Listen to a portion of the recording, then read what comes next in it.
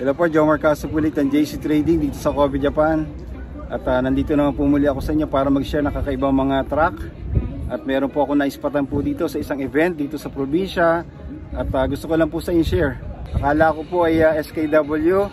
At malaman po natin kung ano po itong maker po nitong military truck.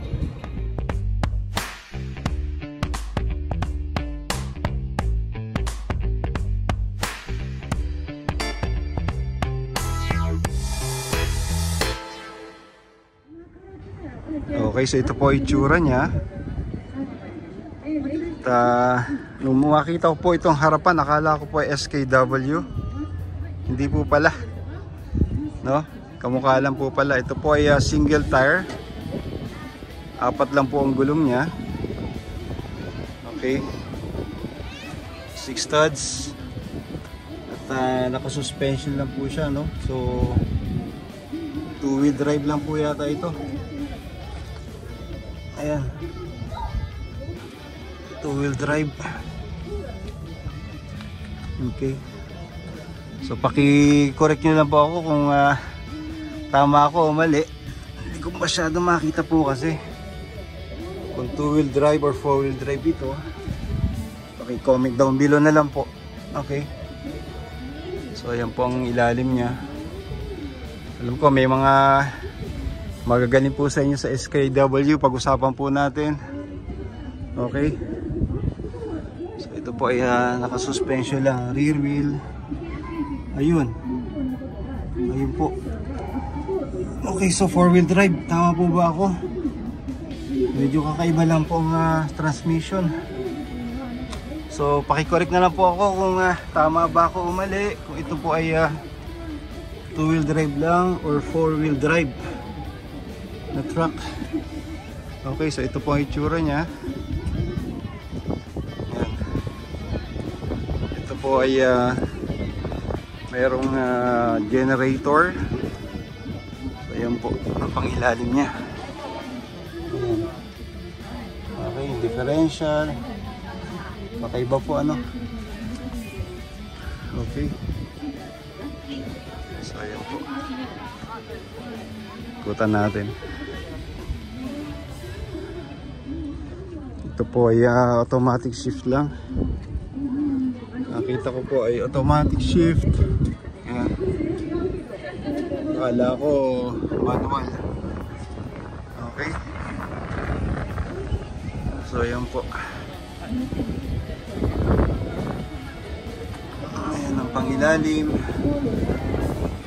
Okay, so malaman po natin kung anong maker. So maker niya po ay Toyota. So yan po, Toyota maker. Akala ko Isuzu. Ito po ay 1994 model. Okay, so yan po. Okay, so kahit pa paano ay meron po ako sa inyo na i-share na kakaibang military truck na akala ko po ay gawang Isuzu pero ay gawang Toyota. Okay, so tingnan naman po natin ang ibang unit. Ito naman po ay mukha namang Hummer. Okay, siya po ay missile truck. Ayan po, lapad. Ito po ay gawang Toyota rin daw po, no? According po dito sa army na nakausap po natin. Okay, so ito po ay 1993 model. Okay, mukha po siyang Hummer.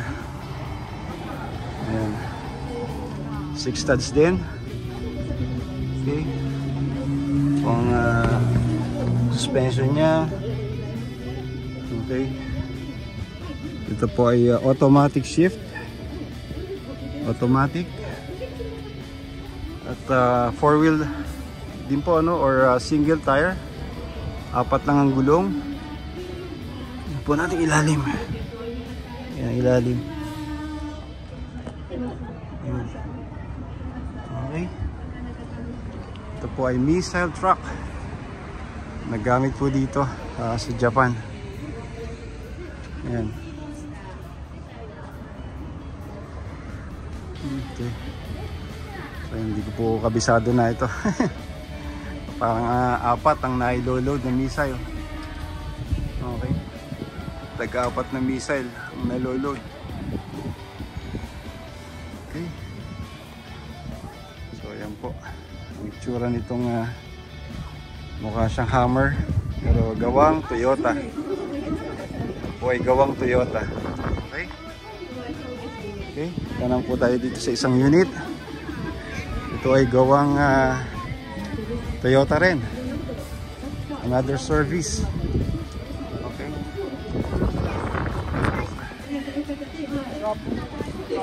Ito ang suspension.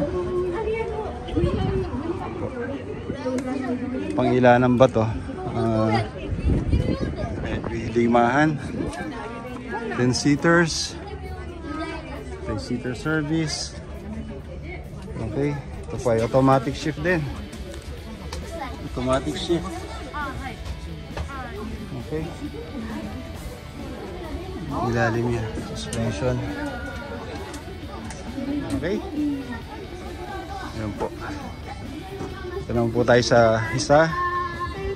At, ito naman ay gawa ng Pajero. Ayan. Pajero po. Gawa ng Mitsubishi Pajero. According po doon sa Army. Okay. Mukha po siyang Jeep or yung Chrysler Jeep ang design.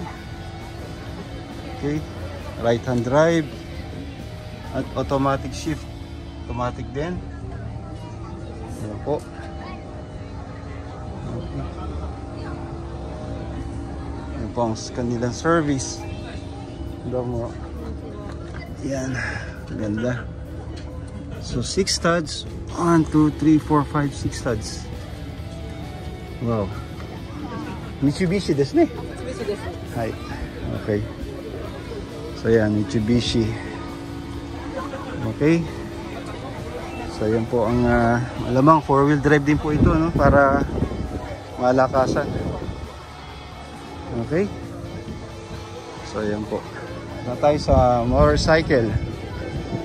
Ito ay gawa naman ng Kawasaki.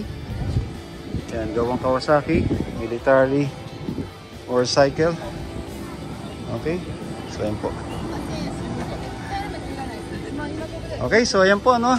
Sana nagustuhan niyo po akong mabilis kong sharing dito po sa event na ito, na nagpakita po sila ng ilang military truck na gawa po ng Toyota at ng Mitsubishi.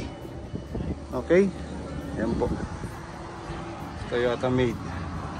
Okay, so sana po nagustuhan niyo po itong aking mabilis na sharing dito po sa probinsya. At doon po sa bago, paki-like, subscribe, at pakita rin po ang notification bell para sa susunod kong video ay ma-notify po kayo. Maraming salamat po muli.